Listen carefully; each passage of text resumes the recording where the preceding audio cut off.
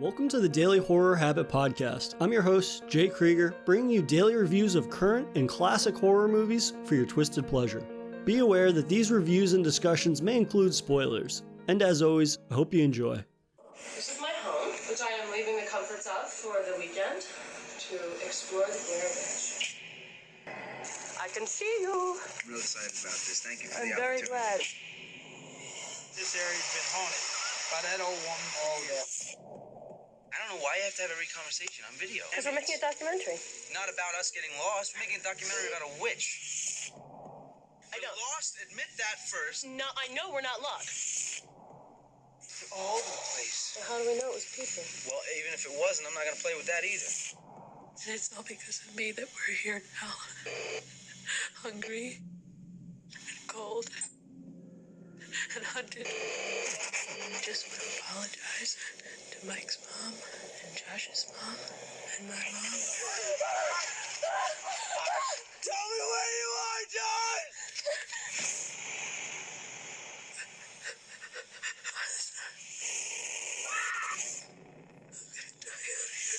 Today's episode takes a look at the granddaddy of found footage horror, The Blair Witch Project, which is currently streaming on Netflix. Directed by Eduardo Sanchez and Daniel Myrick, The Blair Witch Project tells the story of Heather, Josh, and Mike, who set out to document evidence about a rural Maryland urban legend, the Blair Witch. But once the trio become lost in the woods, they get the sense that someone or something is following them. And joining me today to help find my way home is none other than returning friend of the show, Bernie. Bernie, welcome back to the show, man. I appreciate it. I made sure to pack a compass with us for this discussion.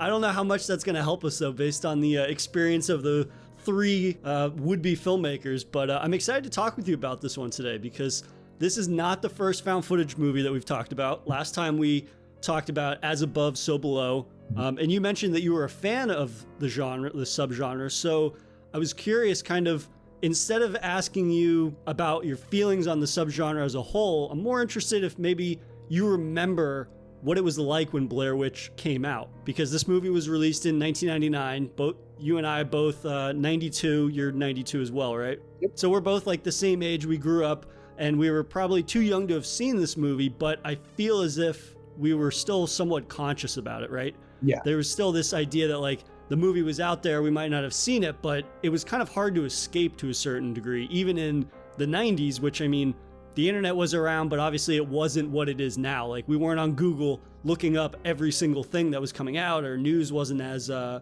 readily available, but still the myth of the film itself really kind of was out there in a way that it wasn't for a lot of horror films, at least when I was a kid. We were kids rather. But what is your sort of like remembrance about the Blair Witch Project when you were a kid? Like the marketing, whether it was like you saw it on TV, you saw posters, that kind of thing. I'm fairly certain that one of those Friday nights where we all used to go to Blockbuster, it would be kind of the thing to do. Grab two discs for the weekend, or two DVDs rather. I remember very vividly the ending. And that's something that's stuck with me for a while, not to spoiler alert it after whatever, it's been 22 years now, but but I remember that ending like just peered into my brain. And when I was rewatching this, I kind of had those similar scares, I guess, or similar feelings that I did when I was a kid. It was just kind of like a flashback thing for me. I think this is, and correct me if I'm wrong, I believe this is the OG movie in terms of this subgenre, correct? So this is definitely one of the first. I think that there were one of the big inspirations for this movie in the format was that they had like those ghost hunter shows, right? Where it was like a first person camera crew going around investigating hauntings and things like that. I call this the granddaddy of it because this is really the one that got the most notoriety because of the way that the film was marketed and presented as being based on a true story, saying like the cast members went missing after the movie and things like that, but also just the amount of money that the film made itself, right? So it was more about like this having the most notoriety around it rather than this being the very, very first one. I would bet there was definitely one or two before this, but it's just like this is the one that a lot of people, it's like drilled into their brains, whether it was because of how affecting the movie was or just because of how it popularized this subgenre and how it really laid the groundwork for movies like Paranormal Activity, VHS, things like that. Gotcha.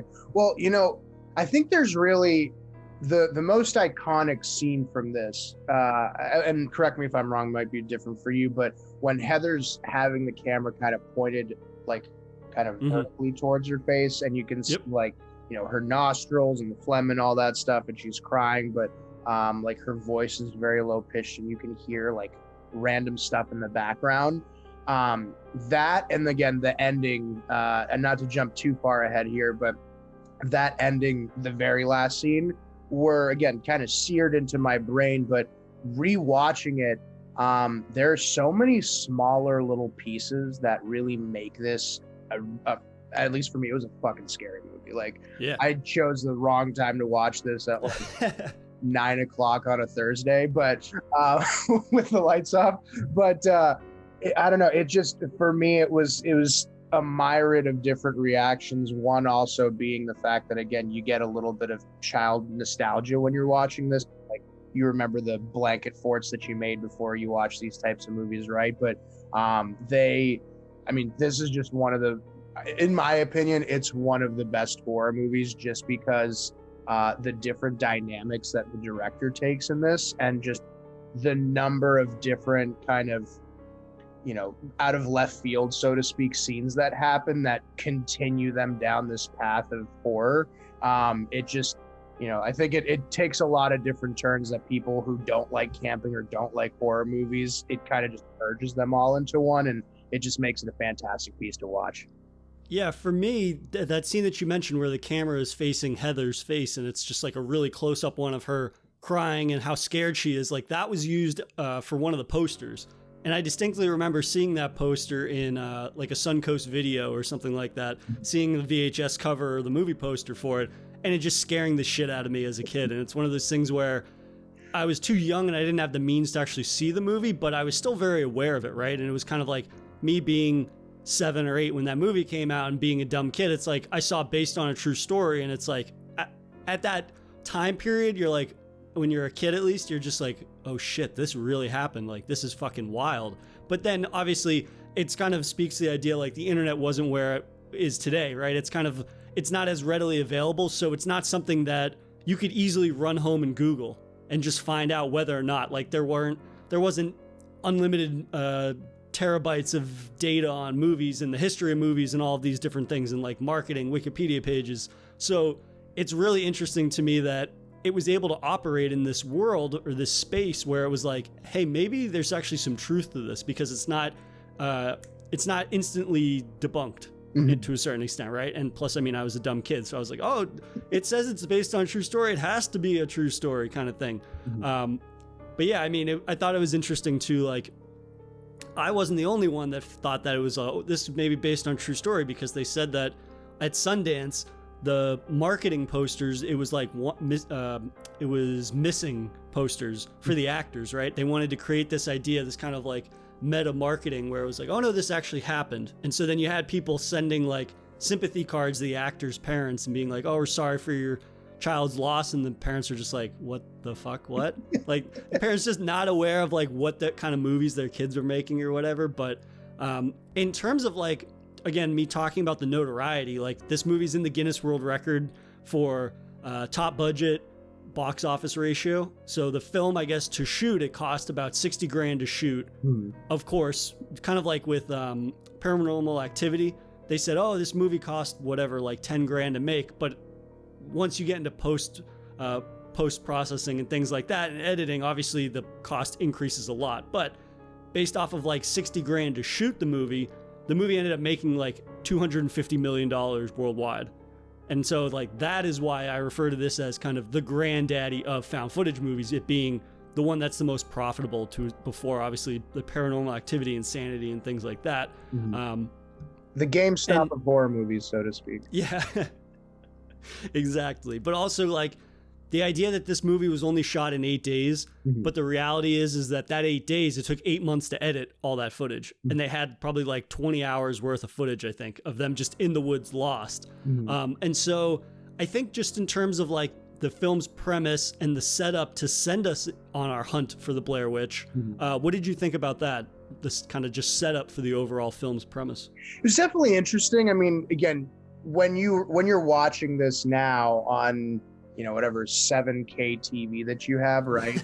And you can tell obviously the film quality is relatively poor compared to what we are used to now because it's on, you know, 16 millimeter, I think. Yeah, I wish I knew what that even meant, but sure, let's go with that. Not 4K. Right. But I like the way that the concept of going deep into the woods, I think evokes some kind of a weird fear for everyone, unless you're just naturally a mountain man from West Virginia or something. But Bear Grylls. Right.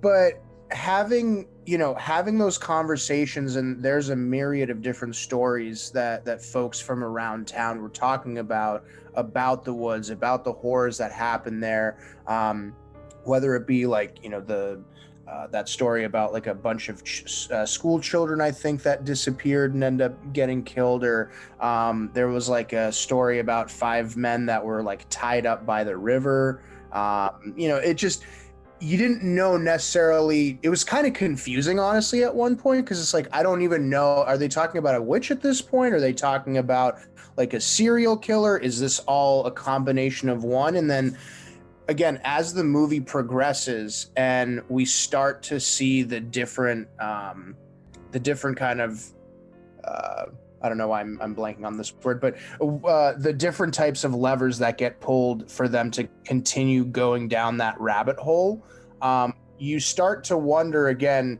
are they just going crazy because they don't have maybe the necessary nourishment? Because they're out there for like 6 days, it seems like, right? 5-6 days. Or are one of them a little off, as we kind of have a couple of very concrete examples of, you know, maybe this is a weirdly kind of scripted way of killing people, and they're using this as a cudgel to make that happen.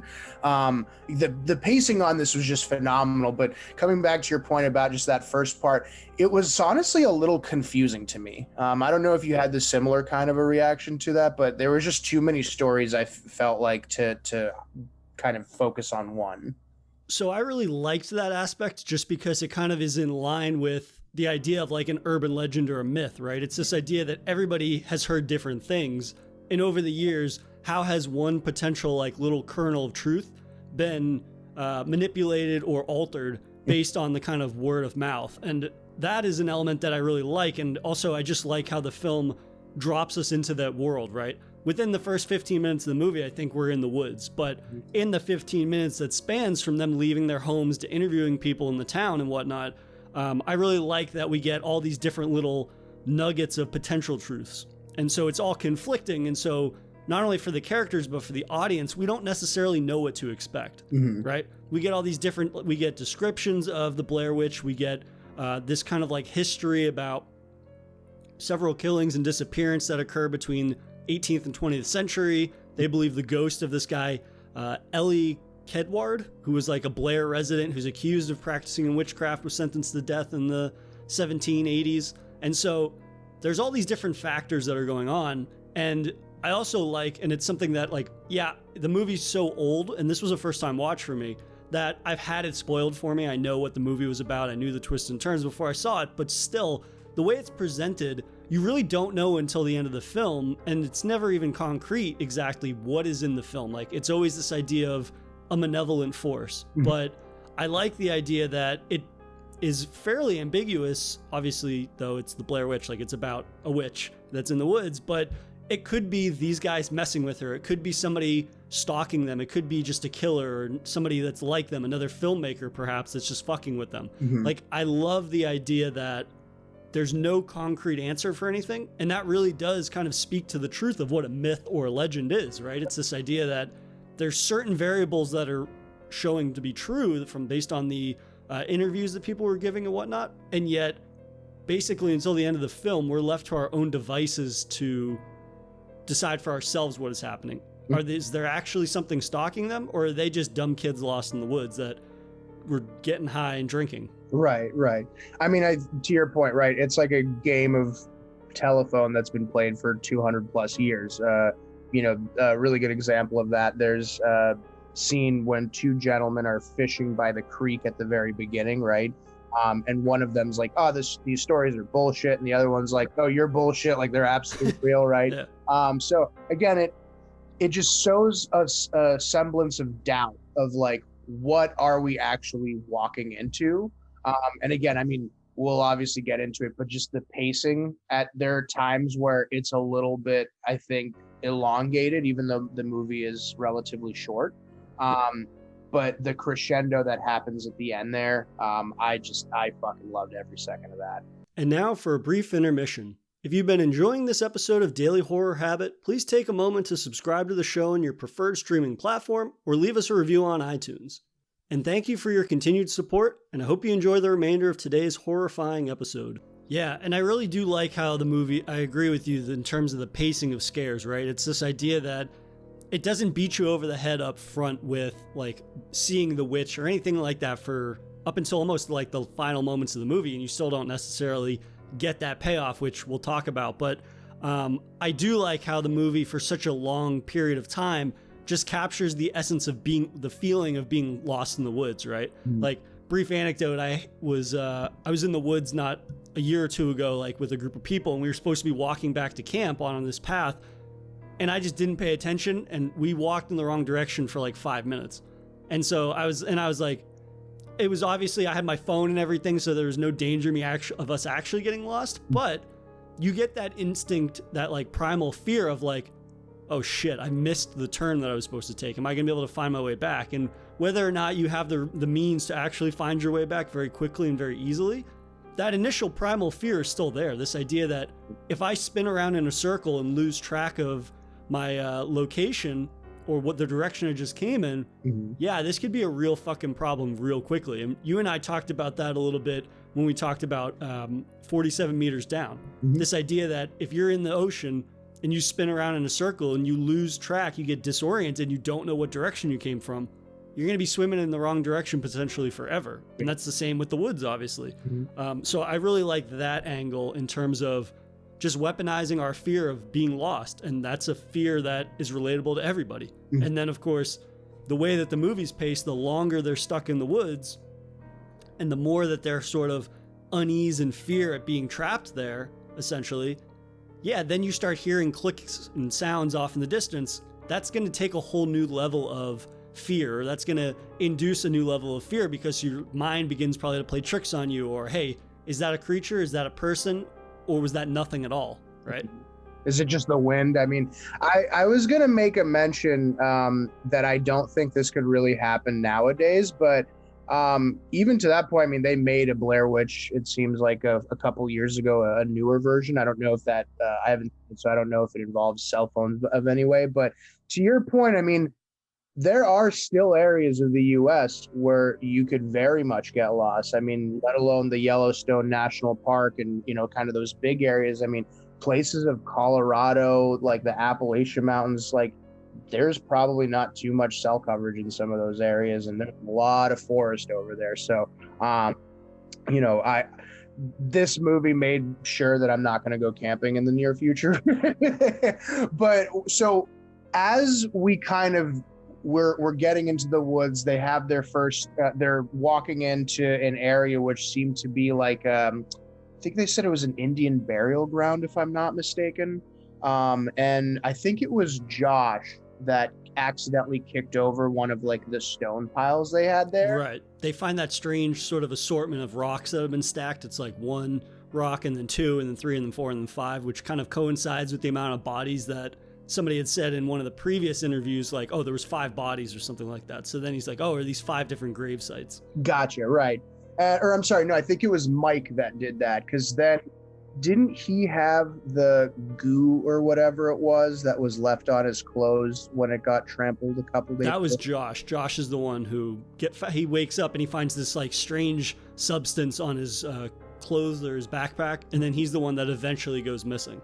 So later in the film. My question to you would be, and this is a little bit a side note, but do you think this whole scenario plays out if they don't hit those rocks? Do you think that was kind of the initiation of all that happening? That's a good question, and I think that really speaks to the surprising kind of ambiguity of this movie, right? This idea that you can read into a lot of things that happen in this movie differently. It's this idea that, is it him kicking over the rocks? Is it them just being in that area? Yeah. Is it them sort of stumbling upon those wooden, they're not crosses, but they're like wooden effigies almost, that kind of like represent this mystical happenings that might be occurring in the woods in this area and things like that. And so again, it really is left up to the viewer to decide. For me, I would think yes. I would be of the mind that it's like, yeah, they interfered with something that was like quote unquote sacred or whatnot. And that is something that I think is really interesting. And it's a way to progress and pace the scares out where, again, they don't really sort of like delve into the supernatural stuff until the kind of like penultimate moment in the film. And I think that's a strength. And I think that some people that I talked to, they were like, well, not a lot happens in between the very beginning and the kind of final act, but it's like, I don't know that I want more than they do, because I think in highlighting a lot of just sort of like the reality of being lost in the woods, on top of these brief little moments of supernatural moments that become more and more difficult to argue against, right? Yeah. At first it's like, oh, you heard something in the woods. It's like, yeah, that could just be a deer. That could be whatever, a wolf or something like that. These things and events that happen that you can explain away, but then you find a bundle of sticks the next morning that are tied in a bow in front of your tent, or you start finding like bloody teeth that are being delivered to you. I mean, those are very much more difficult to explain away than hearing something in the middle of the night. And I would say, in getting into kind of just the presentation of the film itself, and I'm curious to hear what you think about this, because a lot of Blair Witch, what makes it so strong, or the Blair Witch Project, is the presentation. Yeah. The presentation, I think, really is the star of the show in a big way. And it's not sort of, I was assuming I was going to look back at this movie and be like, yeah, that's a really kind of just like bare bones version of found footage, right? But overall, I found that the presentation of found footage in this, for me, was a lot better than even some of the modern found footage films. So I'm curious, like, in terms of how the Blair Witch Project has aged from a presentation standpoint or a narrative standpoint, how do you think it holds up? I think the best way that I can put it is that it's organic, right? Yes. There's nothing forced in that movie. You can see the timeline of events, and, you know, they're walking through the woods. I think in the first 30 minutes, Heather says they're 2 hours away from wherever their campsite is or their car, half a dozen times at least. And so you can start, like, even for myself, when I kept hearing that, I was like, somebody please take the map away from her and keep, like, do it yourselves, or like reevaluate where you are, right?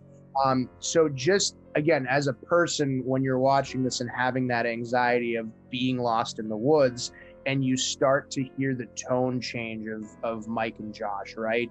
They start to get a little bit more paranoid. At first it's, hey, we'll figure it out, don't worry about it. And then towards the middle, it's like, do you have any fucking idea what you're doing? Like, what, so it very much escalates. And again, the best way that I can put it is that it's organic. You don't find anything overacted in this, which is pretty rare, especially with these kinds of movies. I think we can name a litany of different types of found footage films that have, forced scenes, so to speak, or things that added in, kind of just to make the scene better or something like that. Make it more dramatic. Exactly, yeah. But there's no need for that, right? You can see the genuine horror and terror on these guys' faces, where they start to realize, okay, we actually have no fucking idea where we are, right? And we're gonna go south. I think on the second day they were going south the whole day, and they passed by that the tree trunk that was like over the river. They crossed. Yeah, it was like a bridge to the other side. Yeah, and then they kept walking south, purportedly, and they make it to that same spot again. And they start to kind of have a little bit of a breakdown, and that's where you start to really see kind of the tears in the fabric of their relationships. And again, I mean, if that happened to, if we went on a trip like that with a couple of our friends and something like that happened on the second day, if that was a similar situation, I'm sure we would have an exactly or similar reaction to it, right? So again, to that point, I just, not to beat a dead horse on this, but it was just the acting in this was so good for a film that I wouldn't expect it to be in like this. Absolutely, yeah. And I think that is a big difference between this movie and especially something like As Above, So Below, which you and I both talked about before. And it's like, we enjoy that movie as found footage, but I would argue one of the downfalls of that movie is that you have kind of these classically trained actors, or you have seasoned actors in those roles. And it definitely adds a layer of melodrama or over dramatization to certain elements that it makes some of the like human elements never really hit. Mm-hmm. Whereas in this, I'm pretty sure all these actors had worked before, but it's not like they're seasoned or they're kind of like well versed in their craft, so to speak. Like they haven't been in a lot of films. And so I think that plays a big role in capturing the organic nature of their situation, of the characters, of their reactions to things. And there's just this authenticity to the characters in this that eludes a lot of found footage movies. And I think that the big testament to that is that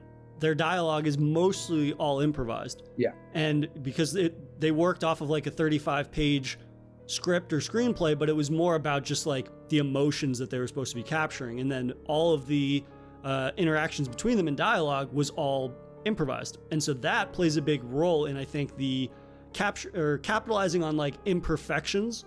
In the end, that fuels the authenticity of it. And I don't know if you could make the Blair Witch Project and have it be as effective if it was like just scripted dialogue for the entire thing. 100%. Because then it just feels too choreographed and it feels too rehearsed to a degree where you're like, yeah, these are actors in the woods.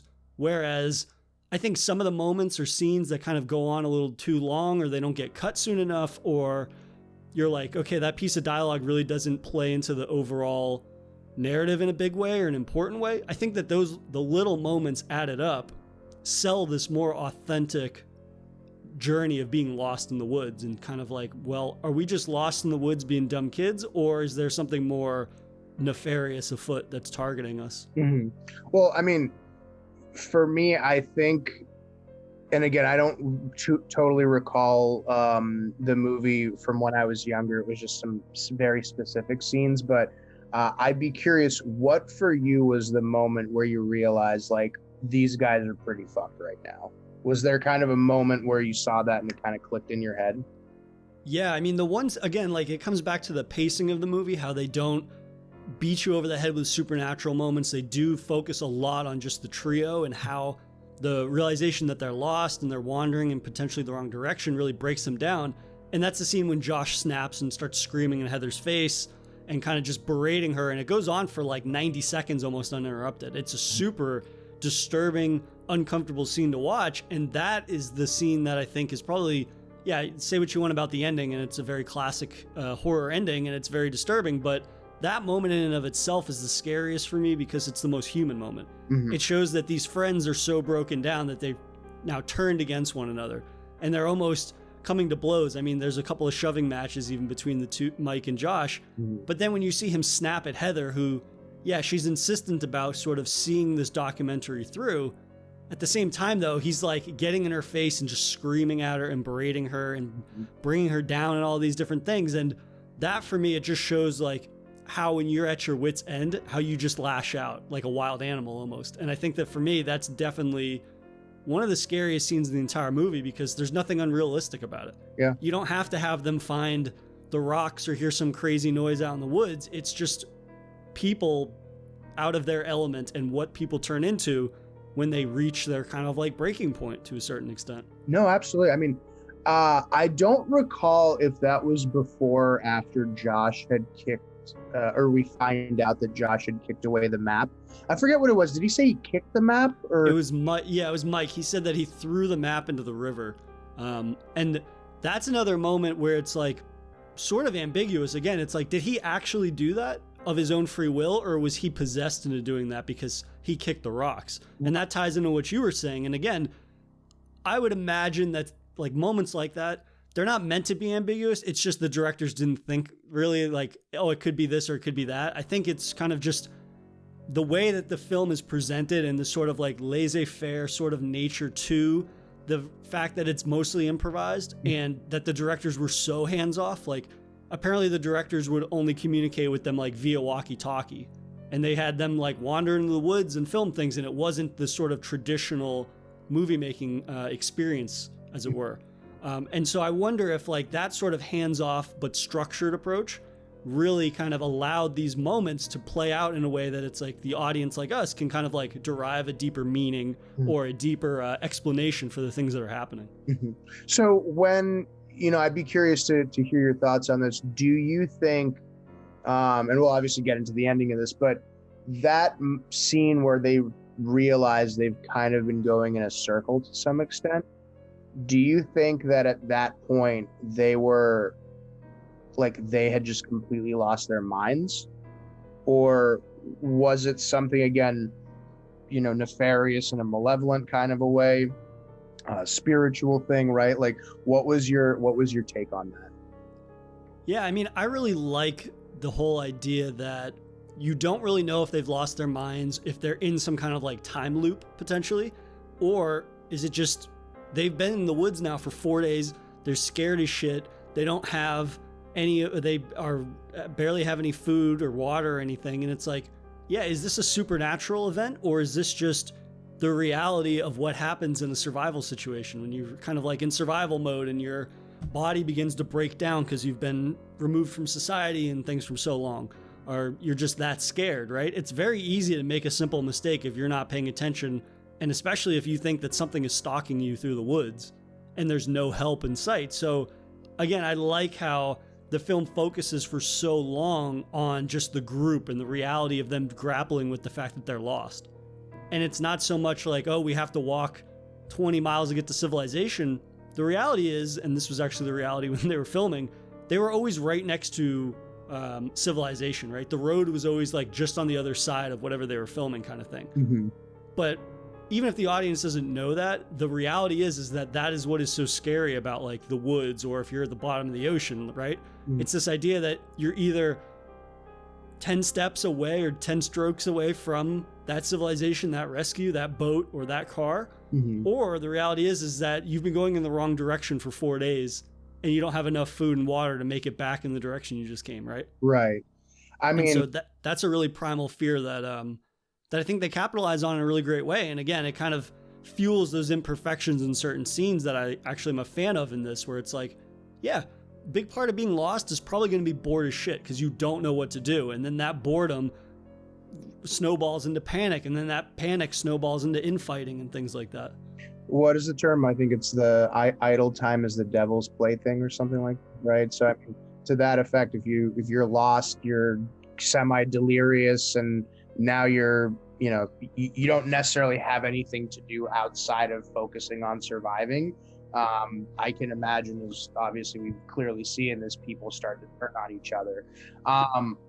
Did you think that, and I don't know if this necessarily merits anything, but did you think there was any kind of a sexual relationship between Heather and any of those gentlemen, or did that potentially play a role in this at all? I think that was a component of the movie. I had read somewhere online that like maybe people were, the two of them were like planning on this is like a ruse to kill her or something. Mm-hmm. Like that was some kind of like fan theory that I'd read. So that's not a fan theory that I think holds up very well. Mm-hmm. But if that were a fan theory that I subscribe to, maybe perhaps that could be a component of it. But that's not really an element of the film that ever came to mind until afterwards, when I had read about that sort of fan theory that people can be of that opinion. I personally don't think that theory holds much water, but I mean, that's what some people think maybe. No, fair enough. Yeah, I when I was doing a little bit more digging, like you said, afterwards, this wasn't something that I thought of too much during the movie, because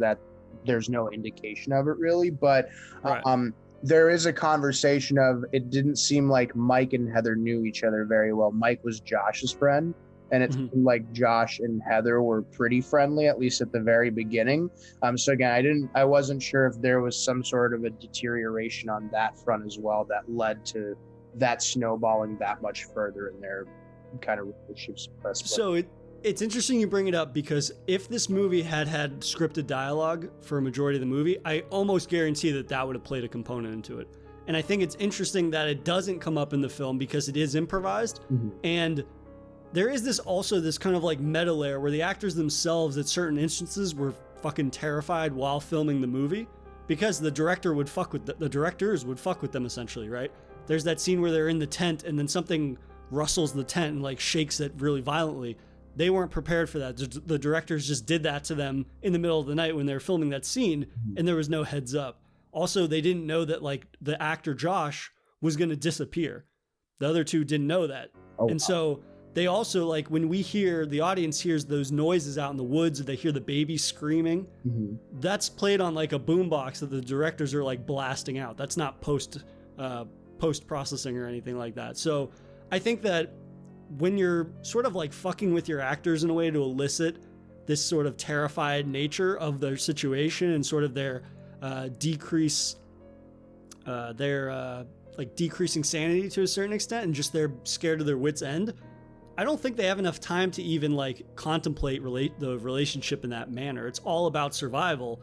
And again, had it been scripted, I could see very easily, especially like two male writers like this film had, being like, oh, let's have like this sexual component to the relationship somehow. But it's like, you don't have any time. You're being stalked by a malevolent force. You don't have time really for any sort of like romance that doesn't come off as contrived or something that is just like a deterrent in terms of like the overall kind of just like forward nature of the narrative, right? It's all about survival. It's all about making it one more day. It's all about being terrified of nighttime coming, sort of thing. This is a very, very big sidebar on this, but imagine you were actually camping in the woods that they were in, and you hear that on a boombox at like 2 a.m. Exactly, dude. Jesus exactly. Christ. No. And that comes through in their fucking performances. Like, they seem like, again, it comes down to they're maybe like being untrained or unpolished actors to a certain degree. I'm trying to find like a nice way to say that other than like them being seasoned actors. I think that if you were a seasoned actor, you wouldn't allow yourself to be in a situation where you didn't know every bit of dialogue, you didn't know every single thing that was going to happen. Right. So to a certain extent, it's harder to put yourself into the shoes of people that are terrified for their lives. And so I think that sort of unpolished nature, again, it really is paramount in capturing the character's legitimate fear, the actor's legitimate fear, in a way that it really does sell a lot of these very kind of simplistic moments in a way that is much more memorable and much more terrifying, at least for me. Well, so we talked about, like, you know, Josh disappears. It's Heather and Mike.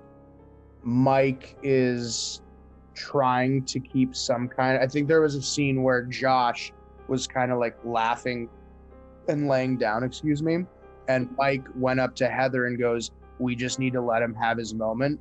It's not going to help us if we, you know, if we're tough on him. Like, let's just help him kind of get back to some sanity. Josh disappears after that.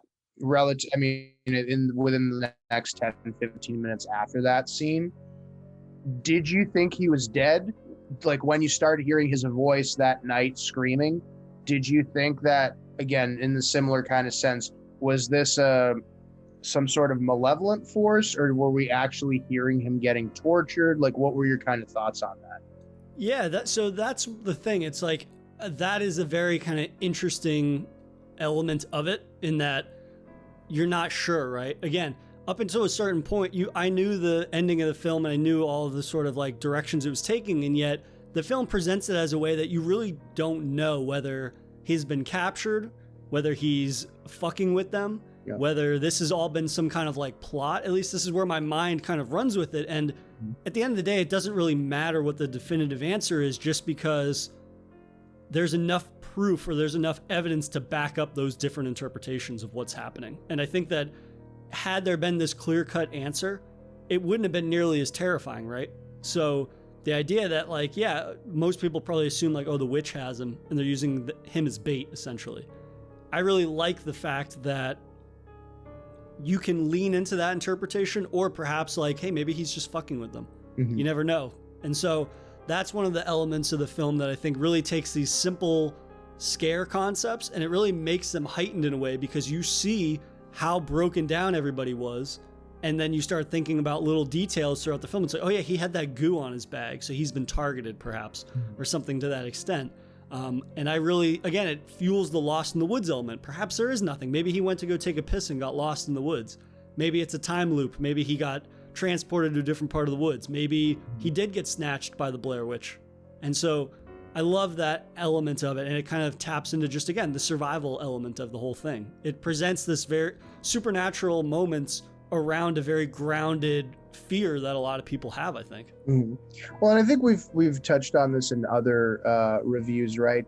The scariest movies are not always the ones that show the most gore or the most scare scenes, for lack of a better term for that. It's letting your imagination kind of take hold of what could be happening, because at the end of the day, our imagination is always scarier than reality, right? So that is an interesting way of looking at that. That's definitely very interesting. And that leads me to a point I wanted to ask you, in that, do you think it's a letdown, or what do you think about the decision that they never show the Blair Witch in the movie? What do you think about that decision?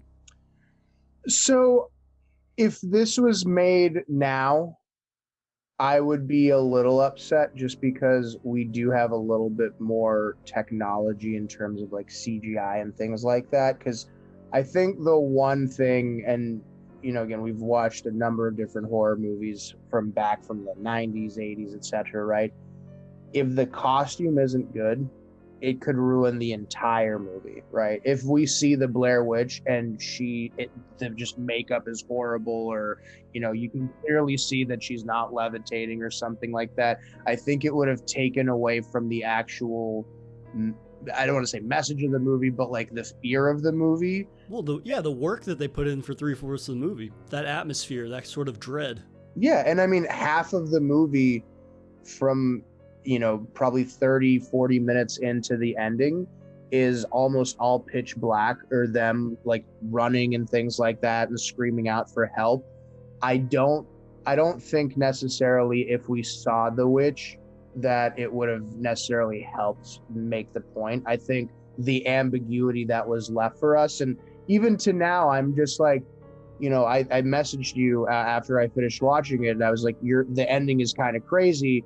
But there is that, I love seeing portions of that gore, because that, I think sometimes that does help reinforce the fact that this movie is scary. That whole, the crescendo, so to speak, of horror movies sometimes ends with like some crazy blood and gore and stuff like that. But again, in this particular way, the way that it ended with you hearing Heather screaming, because it seems like she puts down her camera, right? Or she falls. Or she fell. Yeah, I wasn't necessarily sure what happened in that. But you see the camera very vividly hits the ground, right? And then you start hearing screams. And when you see Mike come into the basement, or was it the basement or first floor? I can't remember which. I think it was the basement. Yeah. Because they go to the second floor, the third floor, or whatever, and then they go back down and they find him in the corner just staring in the wall. So that right there, and I mentioned this to Berto as well, that was just seared into my fucking head since I was like 10, 11 years old. And I remember having nightmares about like waking up and seeing someone just fucking right on the wall. So when, like, again, I remembered that vividly, but I didn't remember the context around it. I didn't remember the screaming, right? I didn't remember that this was a part of the myth where, at the beginning, a gentleman is saying that one of the killers that they were describing, he would have like a number of different kids that he was torturing. One would be looking at the wall. And then as soon as like one of his friends came in, he would kill that friend. So as soon as we saw him staring at that wall, I was like, oh, Mike is fucked. Like there's just no hope for him, right? And that's how it ends, right? You don't see him die. You hear Heather very clearly getting killed or tortured or whatever it's going on. But again, the fact that we don't actually see it comes back to that point of imagination is scarier than reality. And whatever we thought was happening is obviously much scarier than probably what was happening.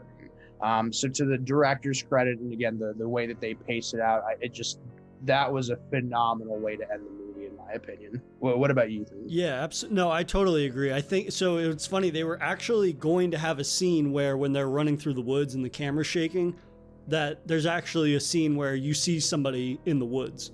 You actually see like the witch itself, but the actor was either so scared or so distracted when running that he aimed the camera the opposite way. Mm-hmm. And so they just never got the shot, and then they didn't reshoot it. Mm-hmm. So that's why you never see the witch. But I have to bring up a spoiler for the most recent Blair Witch, the Blair Witch movie, which was in 2016, and how that movie ends.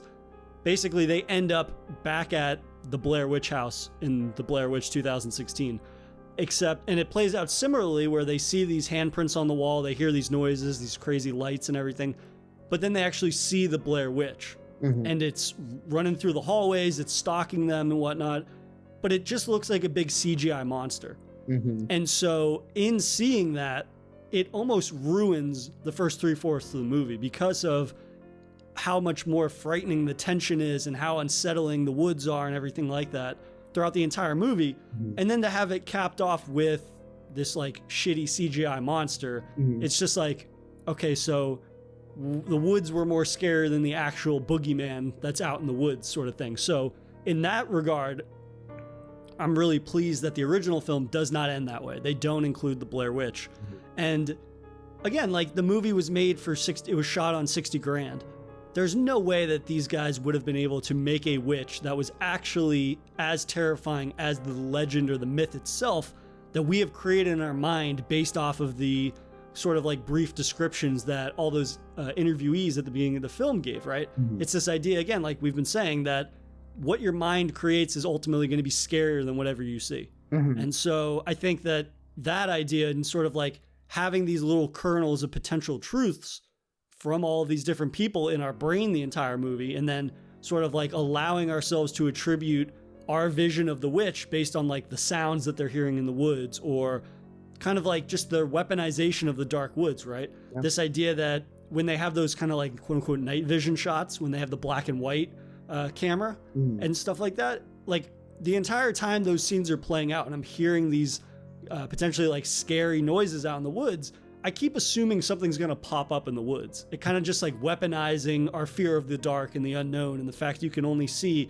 5 feet in front of you in terms of like lighting from the camera. Mm-hmm. Ultimately, those moments are much more terrifying if I'm scared of something that's never there or that I never see. Right. Because then essentially, if you were going to rewatch this movie and you saw some shitty witch at the end of it, you're like, yeah, it's there, but it's like, it's not that scary. So what do I care?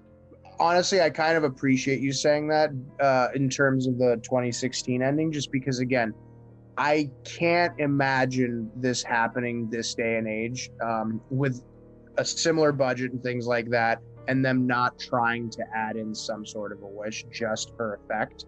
And right. Again, to your point, it at least in my mind, I couldn't envision. I couldn't see, like, envision them actually putting in a witch that's scarier than what I imagined what the hell they were actually doing with that. Right. And that entire sequence when they're in the house, again, it's the same exact thing where they've got this night vision and it's jumping between the night vision perspective and the just natural 16 millimeter dimly lit perspective. And jumping between that is so unsettling because, again, you assume something's about to jump out. Right. And really what makes that scene so terrifying is just the set itself. Like, that was a real abandoned building out in the woods somewhere. And like, they obviously were doing the handprints on the walls and things like that. Oh, thank God, okay. Yeah. But you're like, essentially, the viewer is creating their own narrative and explanation for the handprints on the wall. Why is this house so disheveled? Why is this house in the middle of fucking nowhere? This is the only building they've seen, and they've been lost in the woods for almost a week, apparently. And so, and what I really love about that scene also is like, there's the depth perception is so short that they can see the interior of the house, but then you see those blown out windows in the background and they're completely dark. Mm-hmm. And the entire time I assumed we were going to see like a face or eyes pop out or something like that. And it's just a testament to them getting the maximum amount of value out of their dollar, and that the scariest scene in the movie is the very last moment where it's just a character standing in the corner, not saying anything, staring at the wall. And like, hearing Heather's reaction to that and screaming, and then her getting attacked or whatever happens to her, I mean, that is terrifying because it's so simplistic and it's so unexpected. Like, this movie I don't think would have been as terrifying or have as impactful of an ending had she just goes down to the basement and something runs at the camera or something like that. Whereas the ambiguity paired with the suddenness of just seeing somebody standing there for no reason, like, that's terrifying because it catches you so off guard. Yep. And then the fact that you don't know what to make of that, and then it's her dropping the camera, screaming, and then the screaming stops. You're kind of like, it's a sensory overload almost that really has a payoff that is inexplainable. You don't have a clear-cut answer. The movie just ends. Right. And so had we had like they've done in some slashers where you're like, oh yeah, the Freddy's dead or Jason's dead, and then all of a sudden he runs at the camera and it freeze frames on his face or Leatherface or somebody like that. Like, okay, you have a clear-cut explanation for what happened. The person or the figure or the thing that you thought was dead is not dead. Right. And that is what got you in the end. But never having an answer is very, very unsettling. And it gives the movie that payoff that, yeah, it's still going to be a legend or an urban myth that has never been explained. And it kind of fuels into the marketing of the movie. This is based on a true story. This was found, and these people are all dead. This is found footage. We literally found this, and it's documenting their deaths. And we still don't have an answer. So there's this kind of like trickery that it's like, yeah, this could happen in real life or something like that, right? And so as a complete package, I just love how the ending really complements the film's overall, what the film's setting out to do. You know what I just thought of too, and it hits on your point of how the action, when they were actually filming, they were always near a road. At the very beginning, when they get into the forest, there's a very specific scene where you see them driving in and they see a black house, and that's the only thing they see in the woods. That was probably the house that they ended up getting killed at. Potentially. So my just thinking on that, again, to your point of like, were they actually lost, or was this some sort of weird time loop or whatever? They were, if that is the case, they were literally right next to the road. I really, really like that interpretation. I hadn't thought of that. And if anything, that makes it even more scary, because it's the idea that the house could have more victims, but also that their rescue could literally be on the other side. If they had climbed through one of those bombed out windows, they could have been right at the road and been in their car and gone home. That's a really, really fantastic interpretation of that. I like that a lot.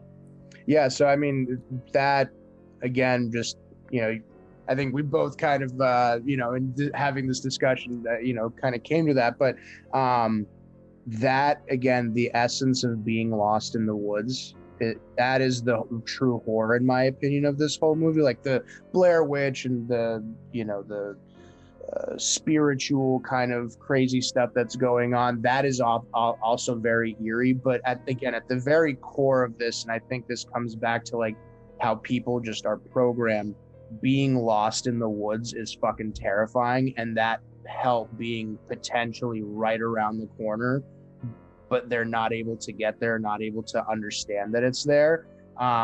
It just really helps cap this movie off to make it, at least in my opinion, I don't know if you agree on this, is probably the best found footage movie that I've ever seen. I definitely really, really like this movie, and it's one of my favorites just because, again, to use the word that you used, it's the most authentic feeling. It doesn't feel like it's Hollywoodized, and clearly it was not a Hollywood movie, so that makes sense. But I think, again, all the imperfections make it a more organic film, and everything that happens. I mean, one of my buddies I talked about, he's like, yeah, there's a lot of like arguing and bitching between them. And I was like, dude, if we were in the woods, it doesn't matter how good of friends we are. If we think we're lost, we're running out of food. You said you knew where we were going, motherfucker. Why are we lost all of a sudden? Like, that breakdown, there's nothing unrealistic about that. And I think that having that be so unstructured, like, it's just, the director's note was probably like, you guys are gonna have an argument here, go at it. And just sort of improving that, I think it speaks to, yeah, that some parts of it might feel like awkward, but then at the same time, like, you're lost in the woods with supposedly like your best friend or something like that, but you're gonna break down and you're gonna react in a way that doesn't always it's not always rational. And I would say that in revisiting this movie, it just makes me want to go back and watch The Ritual. Have you seen that movie on Netflix? That sounds very familiar. Can you remind me again what it is? There's this group of friends and one of their friends gets murdered. And so to honor his memory, they go on this hike in the mountains and they decide that they're going to take a shortcut through the woods so they can get back to wherever they need to get back to. And then of course, a lot of like Blair Witch moments occur, and then the movie kind of explodes into a creature feature in the back half. Yes. But if anything, like watching Blair Witch Project, you can see a lot of the sort of inspirations that the Ritual took with that. And yet, like the first half of the Ritual feels very reminiscent of the Blair Witch Project. It's not found footage, but it's the same idea, right? You're wandering through the woods. There are these strange ritualistic looking items and markings, and then there's like this weird statue or effigy that they find. But then the movie kind of explodes into its own thing. It's nothing like the Blair Witch at the end of the movie in a way that's unique enough that it's like, yeah, you see it, but it approaches it as a cool monster movie rather than sort of like trying to keep the same level of tension. It's still terrifying, but I still like that the front and back half of the Ritual feel like two different movies, but still in a way that complement one another. So I was going to say, in terms of just like the Blair Witch's overall influence on the genre outside of found footage, the movie does such a good job of presenting its premise, and it holds up some 22 years later, that it really is something that I think, plenty of people love this movie and adore the movie and give it praise, but I was very impressed at how well this movie holds up on a rewatch, because there's a tendency when I go back and watch some 90s movies, I'm like, yeah, I understand for the time why this was a big deal, but necessarily I think it's been outdone previously or post its release. And Blair Witch Project is one where it's like, yeah, I can see why this kickstarted the found footage craze, and how it seems that we are so far removed from the movie that a lot of found footage movies are starting to disregard some of the lessons that the Blair Witch Project had for that genre. No, that's a very good point. And, I would be interesting to maybe talk about The Ritual at some point then, if you haven't already. Mutual friend in real life, Max, was on the show and we talked about The Ritual, but I would love to revisit it, especially after this one, just because having that new perspective, because I'd never seen the Blair Witch Project. I was versed in the variables of the movie, but I had never experienced it firsthand up until this, in prep for this conversation. So I think if anything, it would give me more of an appreciation for The Ritual, and that would be a cool kind of just piggybacking conversation, right? Going from the Blair Witch Project right into The Ritual, and talking about The Ritual in terms of its influences, but also how I think it is an example of a film that takes those influences and still is able to make it its own thing. It's not sort of like the Blair Witch Project 2.0. It never tries to be that. It just very clearly draws certain inspirations from it, and yet that filmmaker is of such a caliber that he's able to take those influences and still make something that is very far removed from it, and something that is wholly original in his. Honestly, I think this movie is a really good example of why your show or your podcast is so fun to listen to, because who realistically, unless you're watching TNT or something, like when's the last time that someone's like, yeah, let's watch the Blair Witch Project, and having these kind of discussions, and it's just a lot of fun, man. So I can't thank you enough for having me back on, and definitely looking forward to chatting about the next one with you. Well, I appreciate that, man. I'm always trying to have entertaining conversations surrounding horror movies, and it helps to have one of my best friends on to bullshit about movies with me for an hour. So I appreciate that, and I definitely look forward to talking about The Ritual with you sometime soon. Mazel tov, man. If you enjoyed this episode, please subscribe to Daily Horror Habit on your preferred streaming service, and follow the show on Instagram at Daily Horror Habit and on Twitter at Daily Horror Pod for episode updates. Thanks again for listening, and I'll see you guys next time.